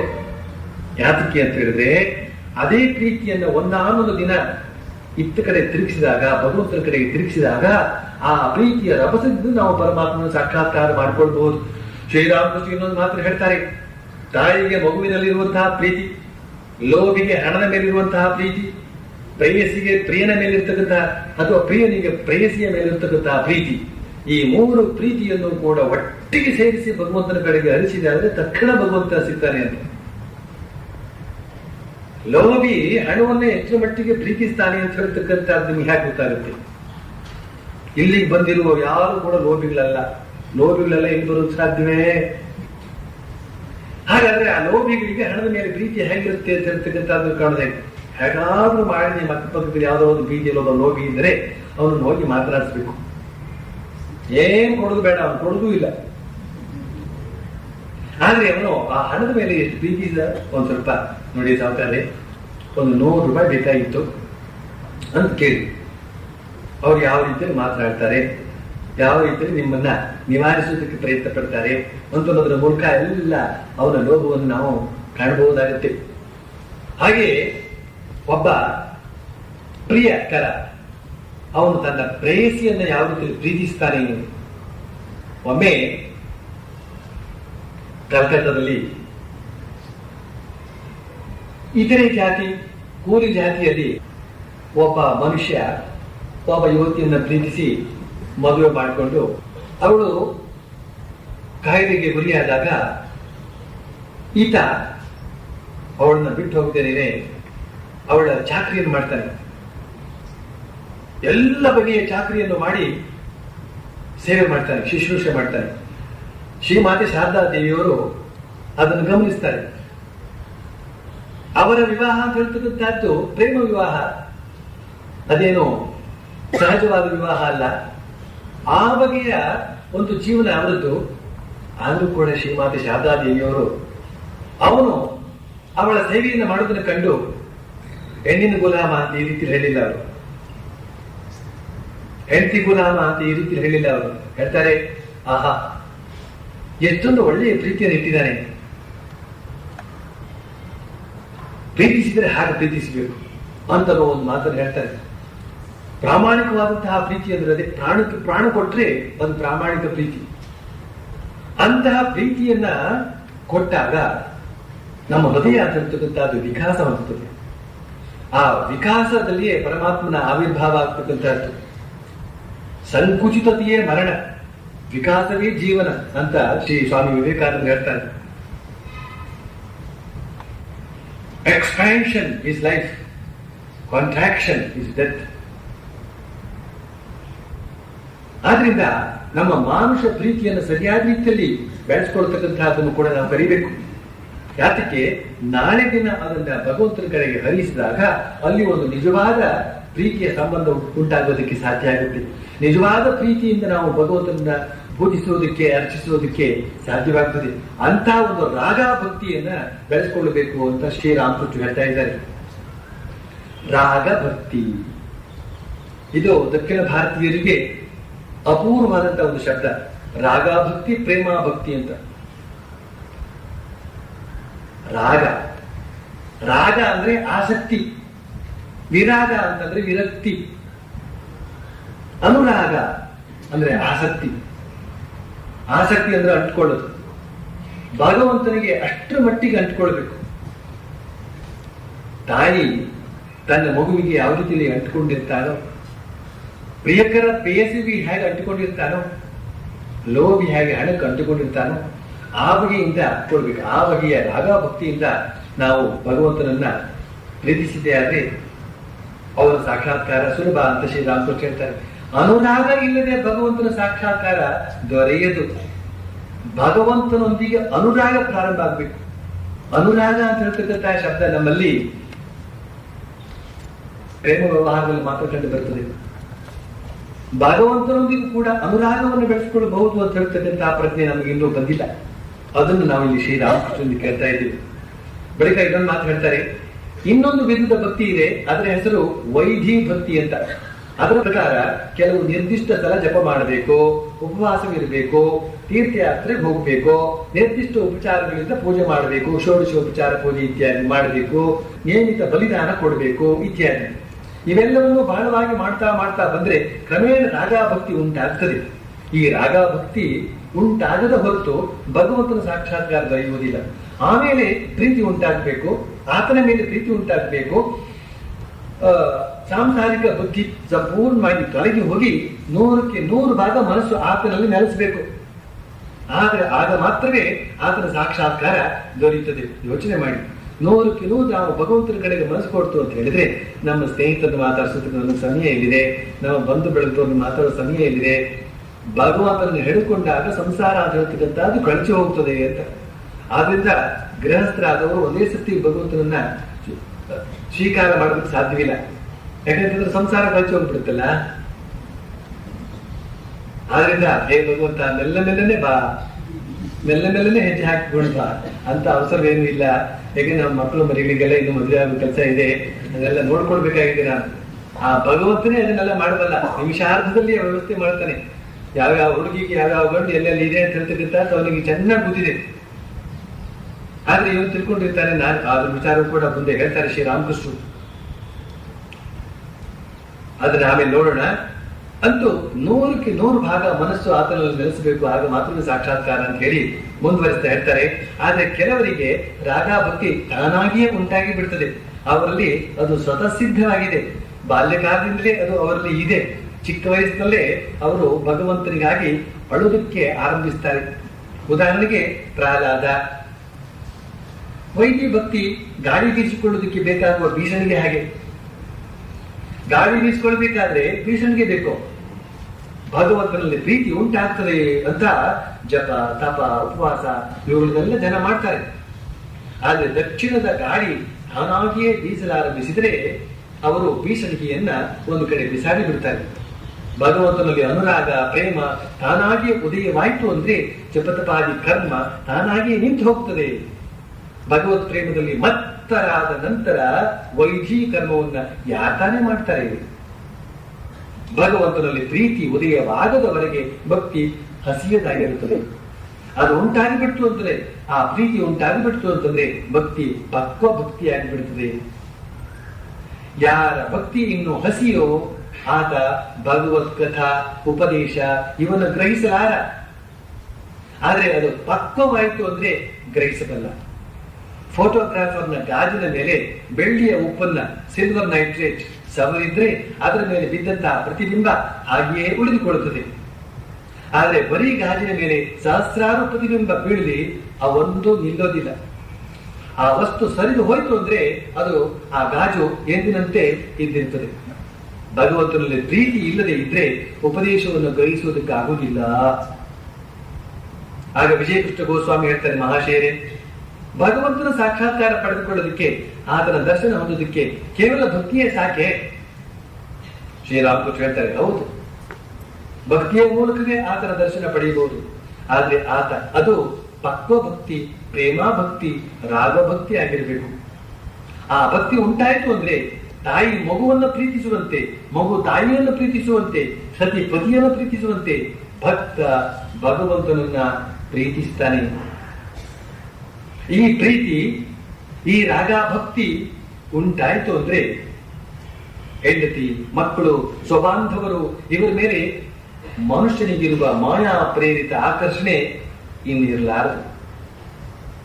ಅವರ ಕಡೆಗೆ ಆತನಲ್ಲಿ ದಯ ಮಾತ್ರ ಉಳಿದಿರುತ್ತದೆ.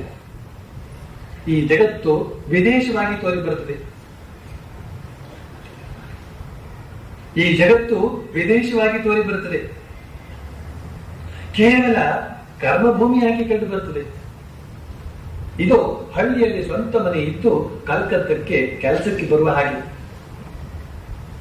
ಬಂದವರು ಕೆಲಸದ ಸಲುವಾಗಿ ಒಂದು ಬಾಡಿಗೆ ಮನೆ ಮಾಡ್ಕೊಳ್ಬೇಕಾಗುತ್ತೆ. ಭಗವಂತನಲ್ಲಿ ಪ್ರೀತಿ ಉಂಟಾಯಿತು ಅಂದ್ರೆ ಸಂಸಾರ ಆಸಕ್ತಿ, ವಿಷಯ ಬುದ್ಧಿ ಒಮ್ಮೆಗೆ ತೊಲಗಿ ಹೋಗುತ್ತದೆ ಅಂತ ಮಾತನ್ನ ಶ್ರೀರಾಮಕೃಷ್ಣ ಇಲ್ಲಿ ಹೇಳ್ತಾ ಇದ್ದಾರೆ.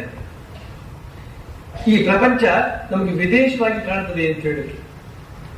ಹಳ್ಳಿಯವರು ಪಟ್ಟಣಕ್ಕೆ ಕೆಲಸಕ್ಕೆ ಏನಾದರೂ ಬಂತು ಅಂತ ಹೇಳಿದ್ರೆ ವಾಪಸ್ ಹಳ್ಳಿಗೆ ತಿರುಗುವವರೆಗೆ ಪಟ್ಟಣದಲ್ಲಿ ಒಂದು ಕೋಣೆಯನ್ನು ಬಾಡಿಗೆಗೆ ತೆಗೆದುಕೊಂಡು ತಮ್ಮ ಕೆಲಸ ಮುಗಿದ ಮೇಲೆ ಹೇಗೆ ಮತ್ತೆ ಹಳ್ಳಿಗೆ ಹೋಗ್ತಾರೋ ಆ ರೀತಿಯಲ್ಲಿ ನಾವು ನಮ್ಮ ಊರಿಂದ ಬಂದಿದ್ದೇವೆ ಇಲ್ಲಿಗೆ. ಇಲ್ಲೇನೋ ಕೆಲಸ ಇದೆ ಅಂತ ಬಂದಿದ್ದೇವೆ. ಏನ್ ಕೆಲಸ ಇದೆ ನಮ್ಗೆ? ಆದ್ರೂ ಏನೋ ಕೆಲಸ ಇರುತ್ತೆ.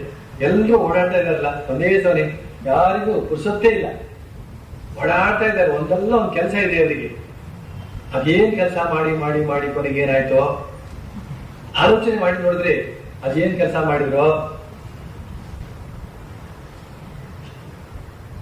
ಕೊನೆಗೂ ಏನು ಪ್ರಯೋಜನಕ್ಕೆ ಬರದೇ ಇರತಕ್ಕಂಥ ಕೆಲಸವನ್ನು ಮಾಡಿರ್ತಾರೆ. ಆ ವಿಚಾರ ಬೇರೆ. ಆದ್ರೆ ಸತ್ಯಾಂಶ ಏನು ಅಂತ ಹೇಳಿದ್ರೆ ಅಲ್ಲಿದೆ ನಮ್ಮನೆ, ಇಲ್ಲಿ ಬಂದೆ ಸುಮ್ಮನೆ. ಪುರಂದರದಾಸರು ಅದನ್ನು ಬಹಳ ಸ್ವಾರಸ್ಯವಾಗಿ ಹಾಡಿದ್ದಾರೆ. ಶ್ರೀರಾಮಕೃಷ್ಣ ಅದನ್ನೇ ಹೇಳ್ತಾರೆ, ಈ ಜಗತ್ತು ವಿದೇಶವಾಗಿ ತೋರಿ ಬರ್ತದೆ ಅಂತ. ನಮ್ಮ ದೇಶ ಅಲ್ಲ ಇದು, ನಮ್ಮ ಜಾಗ ಅಲ್ಲಿ. ಸುಮ್ಮನೆ ಇಲ್ಲಿ ಬಂದ್ರು. ಅಲ್ಲಿದೆ ನಮ್ಮನೆ, ಇಲ್ಲಿ ಬಂದೆ ಸುಮ್ಮನೆ. ಅಲ್ಲಿದೆ ನಮ್ಮನೆ, ಇಲ್ಲಿ ಬಂದೆ ಸುಮ್ಮನೆ. ಅಲ್ಲಿದೆ ನಮ್ಮನೆ, ಇಲ್ಲಿ ಬಂದೆ ಸುಮ್ಮನೆ.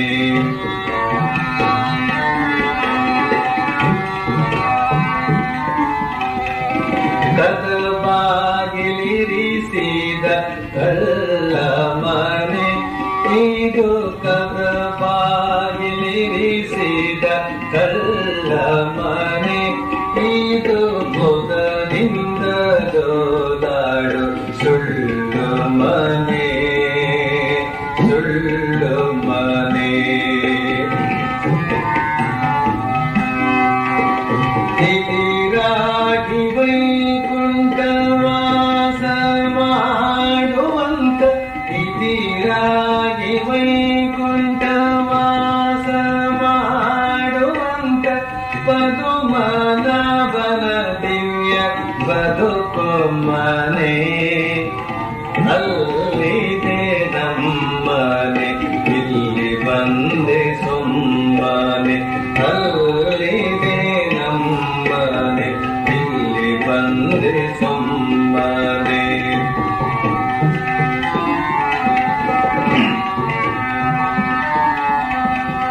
ಮಾಳಿಗೆ ಮನೆಯೆಂದು ನೆಚ್ಚಿ ಕೆಡಲಿ ಬೇಡ, ಮಾಳಿಗೆ ಮನೆಯೆಂದು ನೆಚ್ಚಿ ಕೆಡಲಿ ಬೇಡ. ಕೇಳಯ್ಯ ಹರಿಕತೆ ಶ್ರವಣಂಗಳ, ಶ್ರವಣಂಗಳ.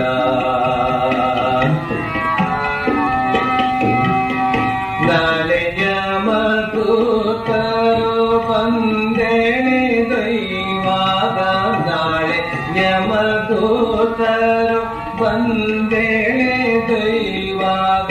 ಮಾಳಿಗೆ ಮನೆಯೋ ಸಂಗಡ ಬಾರದಯ್ಯ, ಅಲ್ಲಿದೆ ನಮ್ಮನೆ, ಇಲ್ಲಿ ಬಂದೆ ಸುಮ್ಮನೆ. ಅಲ್ಲಿದೆ ನಮ್ಮನೆ, ಇಲ್ಲಿ ಬಂದೆ ಸುಮ್ಮನೆ.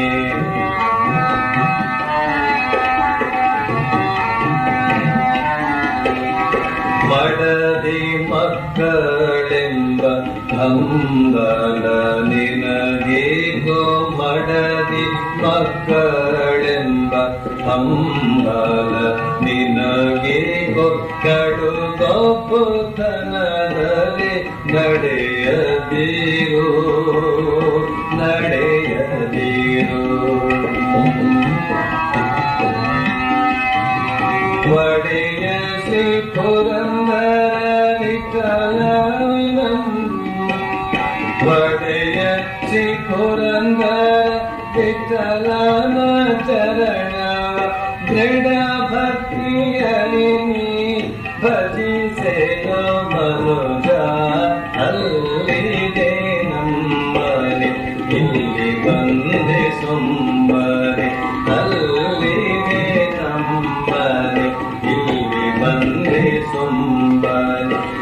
ಅಲ್ಲೇನೆ ನಮ್ಮನೆ ಇಲ್ಲಿ ಬಂದೆ ಸುಮ್ಮನೆ.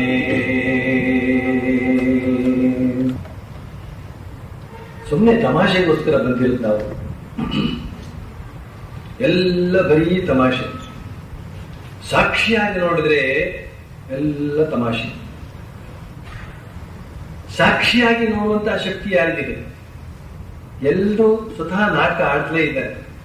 ನೋಡುವವರು ಜ್ಞಾನಿಗಳು ಮಾತ್ರ ನೋಡೋದು. ಬಾಕಿ ಉಳಿದವರೆಲ್ಲ ಒಂದಲ್ಲ ಒಂದು ಬಗೆಯ ಪಾತ್ರಧಾರಿಗಳೇ ಆಗಿದ್ದಾರೆ. ಆದ್ರಿಂದ ಅವಳು ನಗುವಿಗೆ ಗುರುವಿಯಾಗಿದ್ದಾರೆ. ಕೆಲವು ಹಾಸ್ಯದ ಪಾತ್ರಗಳಿರುತ್ತೆ, ಅವರಲ್ಲಿ ನೋಡ್ತಾ ಇರ್ತಾರೆ. ಕೆಲವೆಲ್ಲ ಸೀತೆಯ ಪಾತ್ರ ವಹಿಸ್ತಾ ಇರ್ತಾರೆ, ಬರ್ತಾ ಇರೋದು. ಇನ್ನು ಕೆಲವರು ರಾವಣರಾಗೋದು, ಇನ್ನು ಕೆಲವರು ಕಂಸರಾಗೋದು, ಇನ್ನು ಸ್ವಲ್ಪ ಕೌರವರಾಗೋದು.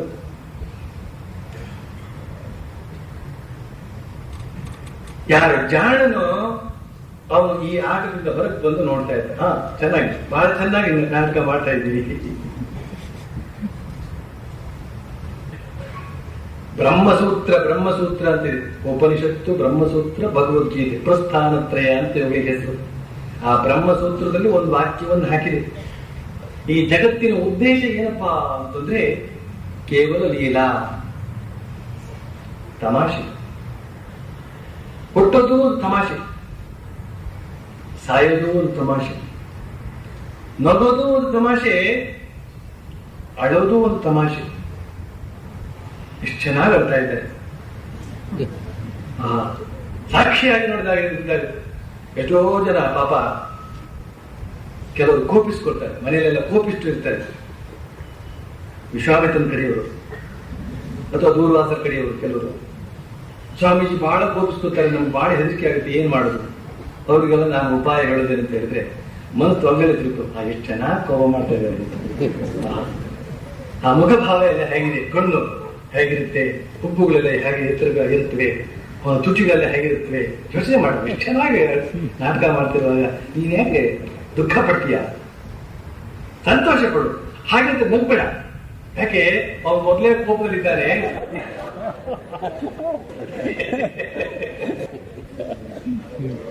ಮನಸ್ಸಿನ ಒಳಗಡೆ ತಿಳ್ಕೊಂಡಿರ್ಬೇಕು ಇದನ್ನೆಲ್ಲ. ಇದೆಲ್ಲ ಉಪಾಯ, ರಹಸ್ಯಗಳು ಕೆಲವೆಲ್ಲ. ಅದನ್ನೊಂದು ಒಳಗಡೆ ಇಟ್ಕೊಂಡ್ಬಿಡ್ತು ಅಂತ ಹೇಳಿದ್ರೆ ಈ ಜಗತ್ತಲ್ಲಿ ನಾವು ಯಾರಿಗೆ ಹೆದರ್ಬೇಕು, ಯಾತಕ್ಕೆ ಹೆದರ್ಬೇಕು, ಯಾತಕ್ಕೆ ದುಃಖಿಸ್ಬೇಕು? ನಮ್ಮ ಬಾಳಿ ನಾವು ಆನಂದವಾಗಿರ್ಬೇಕು. ಬದುಕಿರುವಷ್ಟು ಕಾಲ ನಗ್ತಾ ನಗ್ತಾ ಸತ್ತ, ನಗ್ತಾ ನಗ್ತಾ ಶರೀರ ಬಿಟ್ಟ. ಏನ್ ತೊಂದರೆ ಇಲ್ಲ ಈ ಜಗತ್ತಲ್ಲಿ, ಏನು ತೊಂದರೆ ಇಲ್ಲ. ಆದ್ರೆ ನೋಡ್ತಕ್ಕಂಥ ದೃಷ್ಟಿಯನ್ನು ಸರಿಪಡಿಸ್ಕೊಳ್ಬೇಕು ಅಂತ ಹೇಳಿ ಹಿಂದಿನ ಉಪನ್ಯಾಸವನ್ನು ಮುಗಿಸ್ತೇನೆ. ಓಂ ಪ್ರಿಯತಾಂ ಪುಂಡರೀಕಾಕ್ಷ ಸರ್ವಯಜ್ಞೇಶ್ವರೋ ಹರಿ ತಸ್ಮಿನ್ ಸ್ತುಷ್ಟೇ ಜಗತ್ತುಷ್ಟಂ ಪ್ರೇಣಿತೆ ಪ್ರೇಣಿತಂ ಜಗತ್ ಹರಿ ಓಂ ತತ್ಸತ್.